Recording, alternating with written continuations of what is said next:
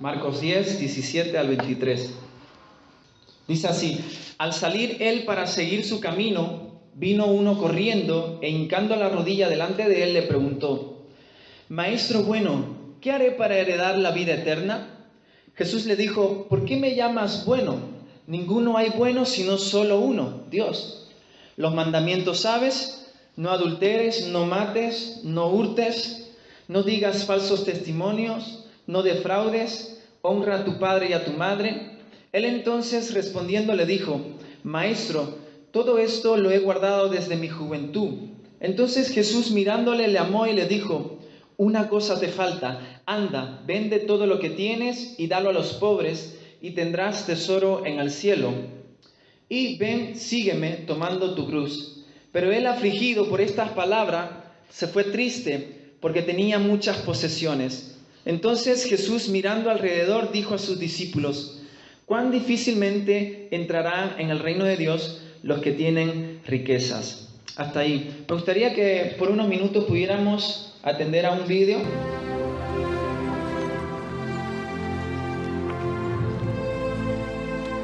Maestro bueno, ¿qué bien haré para que pueda tener la vida eterna? ¿Por qué me llamas bueno?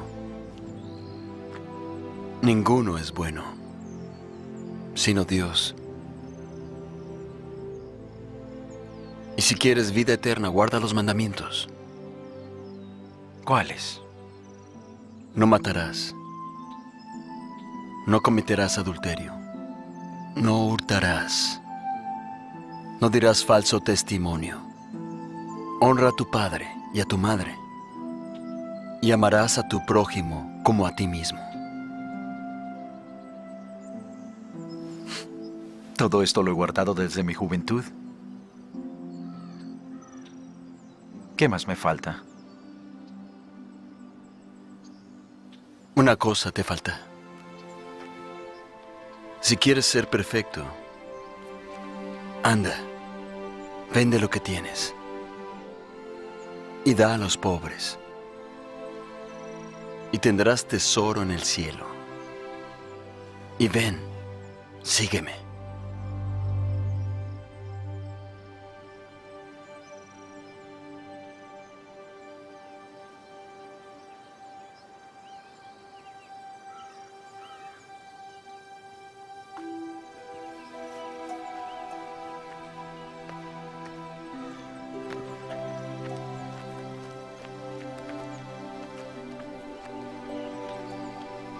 Mas os digo que es más fácil a un camello pasar por el ojo de una aguja que a un rico entrar en el reino de Dios. ¿Quién pues se salvará? Para los hombres esto es imposible, mas para Dios todo es posible. Muy bien, en esta mañana yo quiero compartirte sobre el joven rico, que nos dice el texto que hemos leído que mientras Jesús salía del camino, dice que este vino corriendo hacia donde estaba Jesús. Dice que no solo fue corriendo, sino que cuando llegó a donde estaba Jesús, se arrodilló delante de él y le preguntó: Maestro bueno, ¿qué haré para heredar la vida eterna? ¿Qué haré para heredar la vida eterna? Yo una de las cosas que puedo ver en este texto es que me llama mucho la atención de este joven porque tenía verdaderas inquietudes.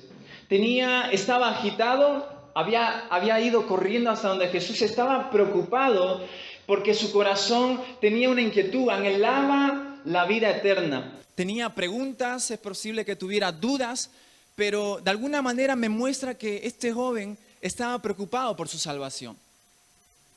Y yo creo que sobre todo aquellos que llevamos más tiempo en el Señor, muchas veces nos alegramos cuando vemos a jóvenes, vemos a personas adultas que tienen verdaderas inquietudes, que quieren conocer a Dios, aunque quizás no han tenido ese encuentro con Dios, pero están en esa búsqueda, están viniendo a la iglesia, quizás tienen preguntas, quizás tienen dudas, pero ahí están en esa búsqueda de tener ese encuentro con el Señor.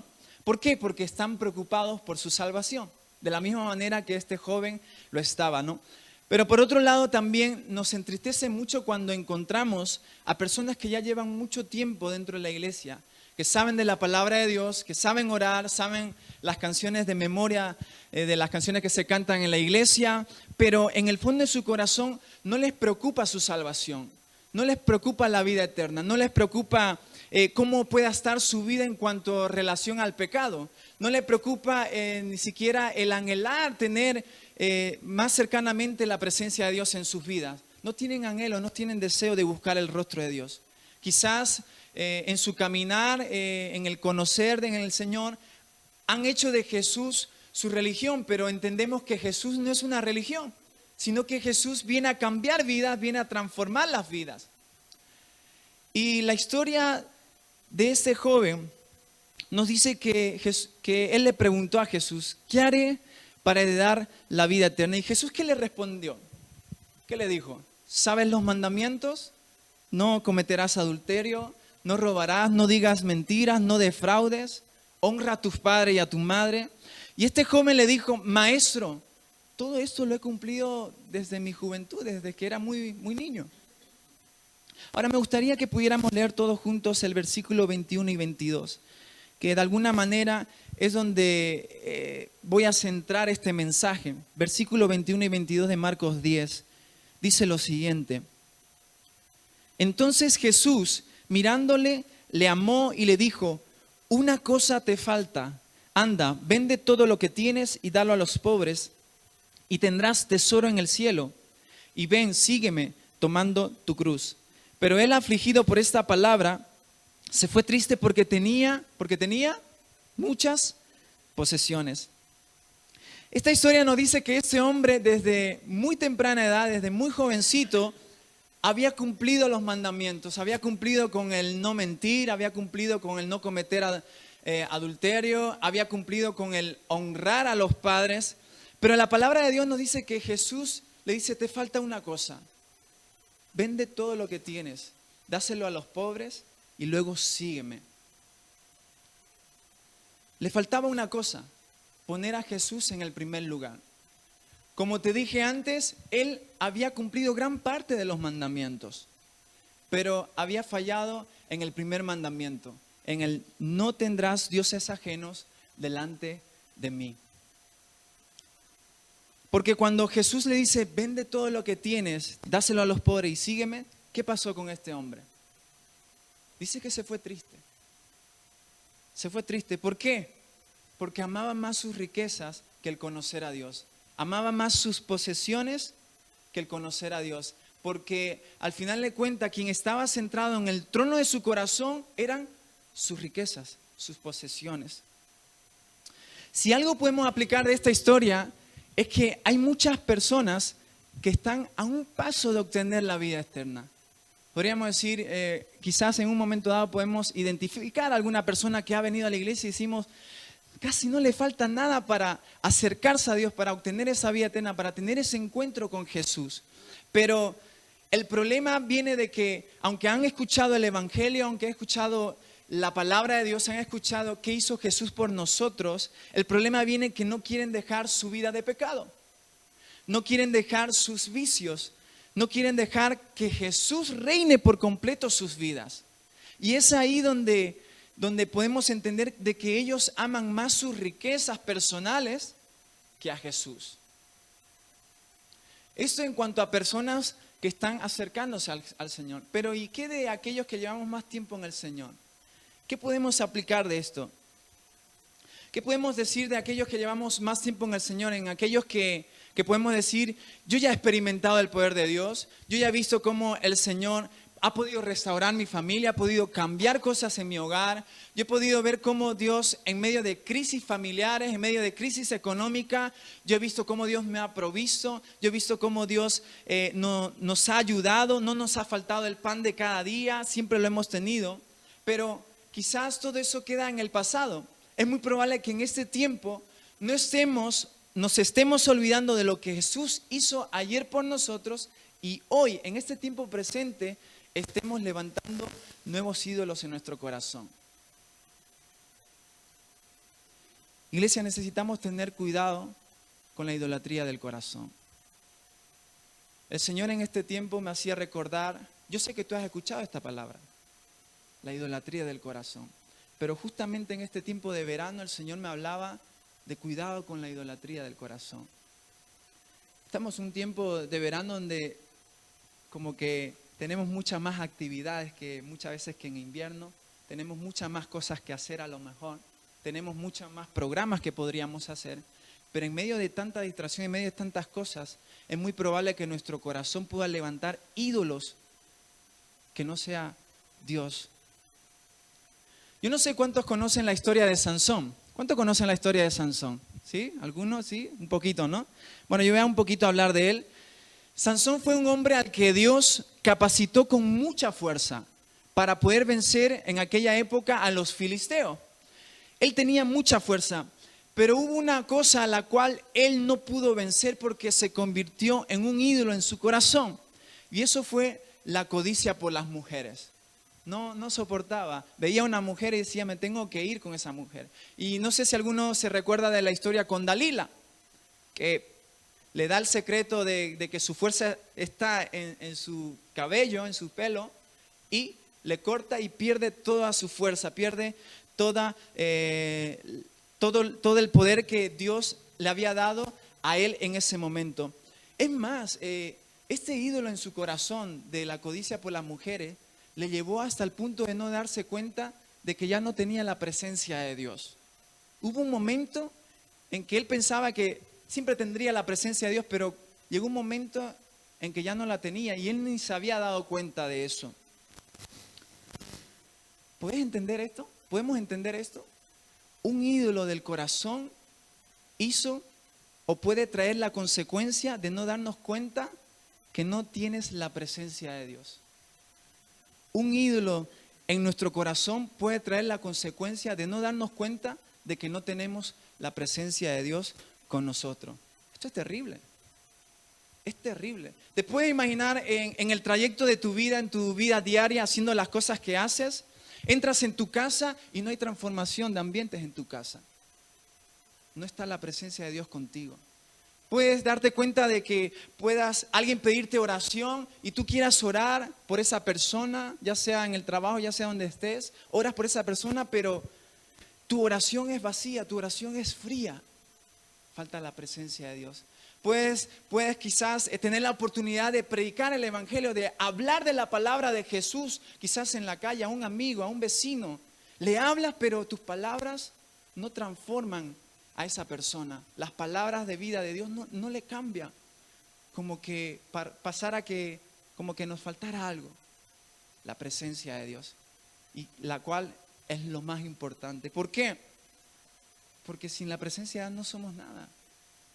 Pero un ídolo en nuestro corazón puede traer la consecuencia de no darnos cuenta de que no tenemos la presencia de Dios. Porque hemos quitado del centro de nuestras vidas a Jesús. Un ídolo en tu corazón puede llevarte a perder la unción de Dios. La idolatría no es un juego. Y yo recuerdo aquí en un tiempo de oración, aquellos que estamos aquí, no sé si fue un tiempo de oración, un tiempo de vigilia, donde vimos que detrás de toda España la idolatría es un espíritu muy fuerte, donde el cual no solamente está atando a España, sino está atando a muchos creyentes. Y si queremos señalar la idolatría de allá afuera, primero tenemos que señalar la idolatría que está en nuestro corazón para tener autoridad de poder vencer la idolatría externa. Sansón estuvo a punto de no cumplir su propósito por un ídolo en su corazón, por la codicia de la mujer. Dice que en sus últimos días ya no tenía ojos, no podía ver, pero en sus últimas fuerzas, en su última oportunidad de poder cumplir el propósito de Dios, levantó una oración y le dijo: Señor, tu gracia, devuélveme la presencia de Dios, devuélveme el poder, tu favor, para poder cumplir mi propósito, que era vencer a los filisteos. Y dice que por gracia y misericordia volvió a recibir el poder de Dios y pudo destruir a sus enemigos, pero él también murió en aquel momento. Fíjate lo que le costó a Sansón el tener un ídolo en su corazón. Estuvo a punto de destruir su vida. si miramos la historia, para este joven la idolatría de su corazón, ¿cuál era? Las riquezas, ¿verdad? Aunque no voy a centrarme en el dinero, pero también es parte de que puede ser un ídolo para nosotros. Pero este hombre, este joven, amaba más el dinero que la vida eterna. Amaba más sus posesiones que el conocer a Dios. Juan 17:3 dice, esta es la vida eterna. ¿Qué dice? Que te conozcan a ti, al único Dios verdadero, y a Jesucristo, a quien has enviado. Si miramos este texto, el apóstol Juan dice, pone como la vida eterna como sinónimo de ¿qué? De conocer a Dios. Y si pudiéramos entender esto, es que este joven lo que estaba haciendo es que estaba poniendo por delante sus riquezas más que el conocer a Dios. Estaba amando más sus posesiones que el conocer a Dios, que es la vida eterna. Y ¿sabes qué? Esto también nos puede pasar a nosotros. Podemos cometer este error. Podemos amar más o preocuparnos más por las cosas terrenales que el conocer a Dios, que el conocer el corazón de Dios, que conocer el corazón, que conocer los planes de Dios para nosotros. Podemos amar más el leer las lecturas o los mensajes de WhatsApp que leer la palabra de Dios, que buscar el rostro del Señor. Y luego nos preguntamos, ¿por qué no tengo hambre de Dios? ¿Por qué no tengo deseos de buscar del Señor? ¿Por qué no tengo ganas de leer la palabra de Dios? Porque hemos quitado a Dios de nuestro corazón y hemos puesto otros ídolos que no es Dios. Y cuando Dios no está en el centro de tu corazón, no hay deseo de las cosas de Dios, no hay deseo de las cosas celestiales, porque hay algo que está ocupando donde Dios debe de estar. Y eso es lo que le pasaba a este joven. Se había centrado más en sus riquezas, en sus posesiones, que el conocer a Dios. Y a nosotros también nos puede pasar. Un ídolo en nuestro corazón puede hacer que perdamos nuestro primer amor en el Señor. Puede hacer que perdamos la pasión y el propósito que Dios tiene para nosotros. Fíjate si no es importante tratar este tema en nuestras vidas.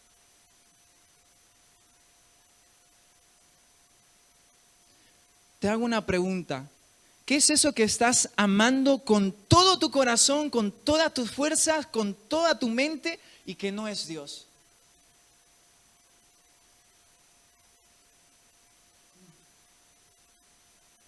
¿Qué es eso que ocupa tu mente? ¿Qué es eso que ama tu corazón con todas tus fuerzas y que no es Dios? Dios en esta mañana nos dice, necesito que me lo entregues. Una cosa te falta. Y Dios no nos pide muchas cosas. Dios nos pide una cosa en este sentido. Porque al final de cuentas, hay algo que está sobre todas las cosas, que está en el lugar donde le corresponde a Dios. Y que está ocupando el lugar de Dios. ¿Qué es eso que nos falta? Una cosa nos falta. Una cosa. Hay algo que está impidiendo que Dios pueda manifestar su poder y podamos conocer realmente cómo es Él, cómo Él se manifiesta en nuestra vida diaria. Y me recuerdo ahora de Abraham. Cuando Dios le pidió que sacrificara lo que más anhelaba, su único hijo Isaac, ¿verdad? ¿Sabéis alguno la historia de esto, verdad? Dice que estaba en el monte. Tenía ya preparado el altar, estaba a punto de sacrificar a su hijo, pero hubo una voz del cielo que le dijo, detente, no lo sacrifiques.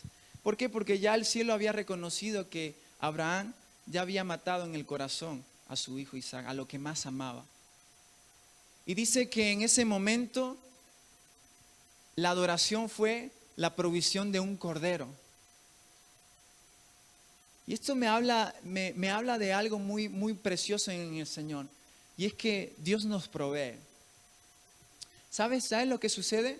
Cuando tú sacrificas tu ídolo, lo que tú más amas en tu corazón, Dios te provee. Y no solamente hablo en el pan de cada día. sino hablo de provisión, hablo de conceder las peticiones de tu corazón. Cuando tú entregas, cuando tú sacrificas lo que tú más amas al Señor y pones a Dios en el centro de tu corazón, Dios te concederá las peticiones de tu corazón. ¿Por qué? Porque aquellas cosas que tú vas a pedir van a ser conforme a la voluntad de Dios. No van a ser conforme a lo que tú quieras. ¿Por qué? Porque Dios estará en el centro de tu corazón. Y es ahí donde Dios nos provee y nos concede las peticiones de nuestro corazón. Provisión de, o concedernos el deseo de tener proyectos y que se vayan a cumplir. Sueños personales que tienes y que se vayan a cumplir. Planes de familia que tienes y que se van a cumplir. No sé, nos concede los deseos de nuestro corazón solamente cuando sacrificamos a nuestro Isaac. Podemos ver de forma extraordinaria, de forma milagrosa, el poder de Dios manifestándose en nosotros. ¿Y sabes qué? Aquí, entre nosotros, hay personas que no han experimentado el poder de Dios como Dios quisiera experimentar, como que Dios quisiera mostrarnos. Y Dios quiere mostrarnos su poder. Dios quiere que conozcamos que Él es Dios todopoderoso. Lo que pasa es que no lo creemos. Tenemos dudas. Pero ¿por qué? Porque hay ídolos en nuestro corazón que están tomando el lugar de Dios. Y necesitamos sacrificar esos ídolos para poder ver el poder de Dios en acción en nuestras vidas, como tú nunca hayas imaginado. ¿Cuánto dicen amén a eso?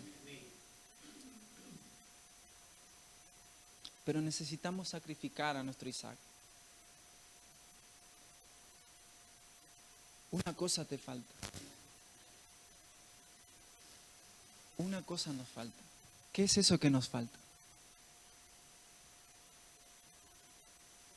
Charles Thomas Stugg, cuando su padre murió, dice que recibió una herencia de 2.500.000 libras en aquella época, pero para que lo podamos entender, vamos a decir euros, ¿vale? 2.500.000 euros. Dice que un día en su lectura, es él, un día en su lectura cotidiana leyó la historia de esta misma historia que estamos ahora compartiendo. Leyó la historia del joven rico, donde Jesús le dice, una cosa te falta, anda, vende todo lo que tienes y dalo a los pobres y tendrás tesoros en el cielo. Y luego ven, sígueme. Dice que cuando Charles Stugg leyó esta historia, dice que él entendió que eso era aplicable para él, no solamente para aquellos oyentes que estaban en aquella época con Jesús, que escucharon esas palabras, sino que también se adaptaba y se aplicaba para él mismo. Y dice que él tomó la decisión de dar toda su herencia, toda su fortuna a Cristo. Lo invirtió en el banco del cielo, por así decirlo. Como decimos, ¿no? Muchas veces, lo invirtió en el banco del cielo. Fíjate lo que hizo este hombre. Mandó 500.000 euros para la construcción de un instituto bíblico para que esos estudiantes que estaban en ese instituto bíblico se prepararan y fueran predicadores del evangelio. Mandó 500.000 euros para las misiones. Destinó 500.000 euros para ayudar a los pobres. Mandó 500.000 euros para el ejército de salvación en la India. Después dice que dio otros miles de euros para la obra misionera en China. Él tenía mucha carga por el país de China. Pero dice que se reservó 3.400 euros para su boda, que lo tenía destinado para regalárselo a su novia, a aquella que iba a ser su esposa en aquel momento. Se lo tenía como regalo. Pero cuando su novia escuchó de esto, le dice, hey, ¿qué le dijo Jesús al joven rico? Véndelo todo. Así que vamos a entrar en nuestro matrimonio en la cuenta bancaria del BBVA a cero. Entrega esos 3.400 euros a la persona que Dios te diga que tienes que mandarlo. Y dice que lo destinó esos últimos 3.400 euros a una mujer que estaba enferma. Me gustaría que pudieras pasar a la siguiente foto. Ellos, Charles Stugg con su esposa, dejaron su fortuna, dejaron una mansión, dejaron su herencia de 2.500.000 euros para irse a las misiones y vivir de forma más humilde, porque en las misiones, sobre todo donde fue él, en África, pues las casas son más humildes, por así decirlo. Pero ¿sabes qué? Fueron felices porque estaban haciendo la voluntad de Dios. Estaban cumpliendo con lo que Dios le había mandado o como él había entendido que Dios le mandaba. Preciosa historia. Y que confronta a la vez también. Yo me hubiera reservado todo, no los 3.400 euros. En el fondo de mi corazón querría reservarlo todo. Pero ellos entendieron de que hay que dejarlo todo, hay que entregarlo todo. No una sola parte, todo, todo. La historia de este joven rico no acaba como la historia que hemos leído ahora, que hemos contado, Charles Stuck, sino que la historia de este joven termina triste. Porque cuando Jesús le dice, véndelo todo, dáselo a los pobres y luego sígueme, que ese era el punto culminante, sígueme, el seguir a Jesús. Este hombre se va triste, se va afligido. La palabra de Dios dice que se fue afligido. Y esta palabra en griego es la misma palabra que se usa cuando Jesús estaba en el Getsemaní. ¿Os acordáis cuando está orando y tiene ese sudor de gotas de sangre? Porque va a ir a la cruz. Esa aflicción que Jesús estaba sufriendo, que estaba padeciendo, es la misma palabra que se utiliza para este joven. Estaba afligido. Porque de alguna manera amaba, quería conocer a Dios, quería obtener la vida eterna, quería saber de Dios, pero sus posesiones las amaba mucho más que el conocer a Dios.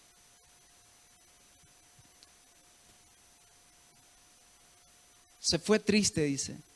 ¿Sabes qué? Hoy podemos tener el deseo de venir a la iglesia, de conocer a Jesús, pero quizás no tanto como para dejar nuestras posesiones. No hablo solo de lo material o del dinero, hablo del tesoro que hay en tu corazón. ¿Qué es eso que tú atesoras? ¿Qué es eso que yo atesoro y que no es Dios? Hablo de esas riquezas que consideramos riquezas y que no es Dios.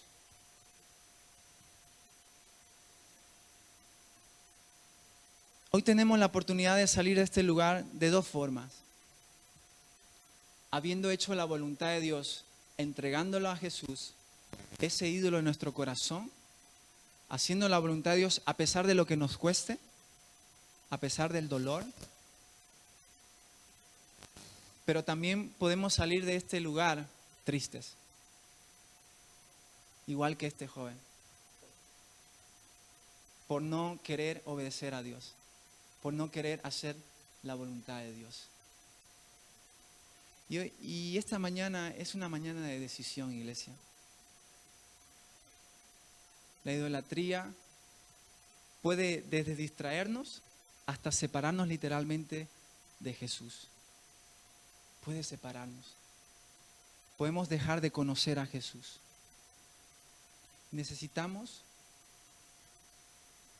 entregar esa única cosa que nos falta. ¿Cuál es ese ídolo que tienes en tu corazón? ¿Cuál es ese ídolo que yo tengo en mi corazón y que no es Dios? Llámese familia, llámese hijos, llámese trabajo, llámese lo que se llame. Pero tú sabes y Dios sabe cuál es. Y Dios dice, quiero que me lo entregues. Ponte de pie, vamos a tener un momento de reflexión, pero de obedecer a Dios. Este joven escuchó la palabra de Jesús, escuchó la predicación, por así decirlo, pero tomó una decisión, irse sin Jesús. Quizá nosotros tenemos a Jesús en nuestras vidas, pero a lo mejor no está en el primer lugar. Y si Jesús no está en el primer lugar en nuestras vidas, se nota. Se nota. Se nota cuando Jesús no está en nuestras vidas. ¿Sabes cómo se nota? Se nota porque no oramos en casa. Se nota porque no oramos en familia. Se nota porque no leemos la palabra. Se nota porque nuestro semblante, nuestro rostro, es más de desánimo, es más de tristeza, es más de duda. Se nota cuando hay un ídolo en nuestro corazón. Y si para nosotros y para la gente lo nota, para el cielo mucho más. ¿Puedes acompañarme con la guitarra, Guillermo, por unos minutos? Cierra tus ojos. Habla tú y Dios. Hoy tienes que tomar una decisión. Tenemos que tomar una decisión. Gran parte de las consecuencias de maldad y de destrucción en el pueblo de Israel a lo largo de la Biblia fue por culpa de la idolatría. Y realmente la idolatría es sutil. Va tomando lugar en nuestro corazón. Y poco a poco va matando la vida que hay de Dios en nosotros. Y si tú y yo no matamos a ese ídolo, si tú y yo no lo destruimos, ese ídolo nos va a destruir a nosotros. Si tu confianza está más en el dinero que en Dios, al final nos va a matar. Y Dios no quiere que pongamos nuestra confianza en ninguna de las cosas terrenales. Dios quiere que pongamos nuestra confianza en Él.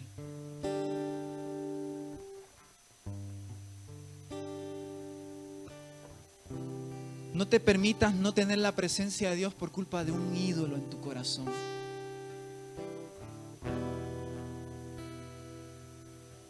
No te permitas luchar con tus fuerzas por culpa de tener un ídolo en tu corazón y no de confiar en el Señor.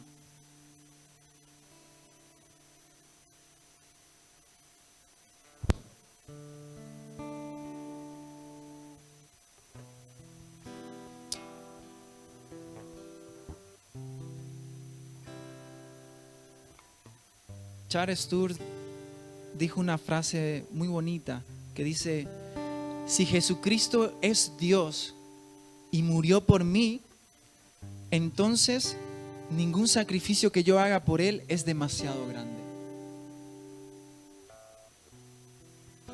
No hay ningún sacrificio demasiado grande que se compare con el sacrificio precioso que Jesús hizo por nosotros.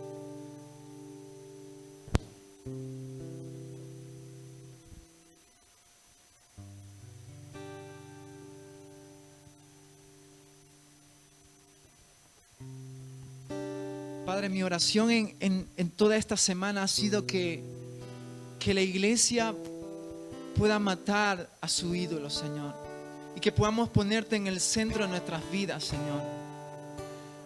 Padre, mi clamor en esta mañana, Señor, es que tú vuelvas a ser el centro de nuestras vidas, Señor. Que tú lo seas todo para nosotros, Señor.